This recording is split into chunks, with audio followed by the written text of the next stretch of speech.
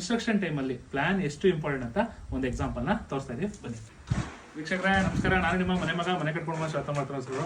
ಇವತ್ತಿನ ವಿಡಿಯೋದಲ್ಲಿ ಒಂದು 30-40 ಒಂದು ಸ್ಪೇಷಿಯಸ್ ಆದ ಬೆಡ್ರೂಮ್ ಅಲ್ಲಿ ವಿತ್ ಅಟ್ಯಾಚ್ ಟಾಯ್ಲೆಟ್, ಎರಡು ಸೈಡ್ ನಾವು ವಾಕಿಂಗ್ ವಾರ್ಡ್ರೋಬ್ ನ ಪ್ರೊವೈಡ್ ಮಾಡ್ತೀವಿ. ಸೊ ಕನ್ಸ್ಟ್ರಕ್ಷನ್ ಟೈಮಲ್ಲಿ ಪ್ಲಾನ್ ಎಷ್ಟು ಇಂಪಾರ್ಟೆಂಟ್ ಅಂತ ಒಂದು ಎಕ್ಸಾಂಪಲ್ನ ತೋರಿಸ್ತಾ ಇದೀವಿ, ಬನ್ನಿ.